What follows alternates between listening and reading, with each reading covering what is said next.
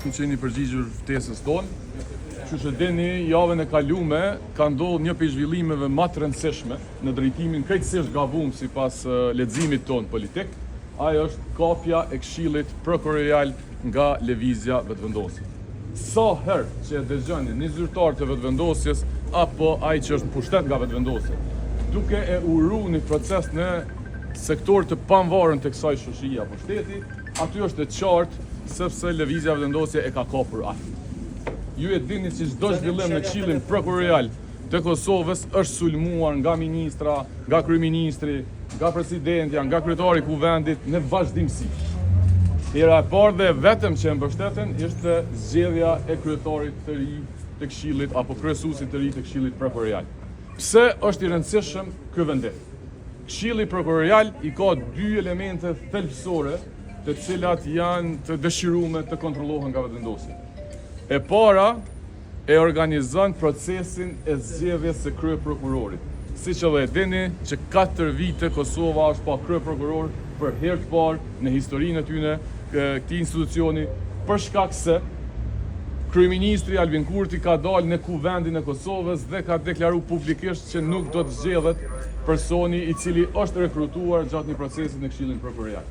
Pra, nuk është refuzuar në mënyrë demokratike, procedurale, por është refuzuar politikisht, publikisht. Dhe tani, pjesa e dytë e këtij organi që është shumë i rëndësishëm është rekrutimi i kryeprokurorëve, e cila është po ashtu gjë shumë e rëndësishme. Pse ne po alarmojmë? Sepse alarmimet tona në vazhdimsi janë duke u bë fakte. Në vazhdimsi institucionet publike janë nën kontrollin e pushtetit. Dhe ju e keni pa, pej i Berlepensit, e Kekut, e policisë, e AKI-s, e tash prokurorisë, në vazhdimsi institucionet që kapen nga pushteti janë duke bërë shkelje të ndryshme dhe dame të ndryshme.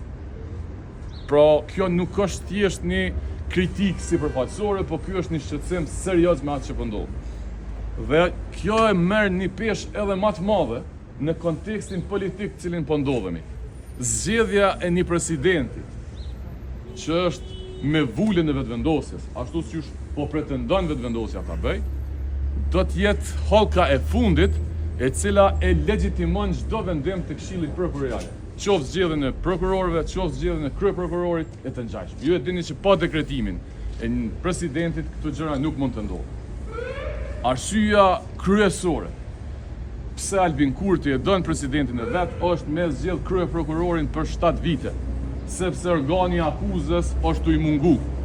Nuk po i kryen punë veç policia, po i vjen punë edhe prokuroria.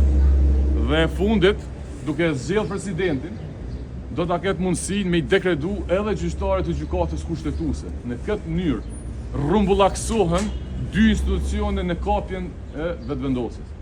Për bindjen tonë, e kjo do të jetë një det edhe fakt, do ta shihni se si prokuroria e shtetit në pas kapjes që do t'i bëhet kryeprokurorit, që tashmë që u bë Këshilli Prokurorial, se si do të veprojë.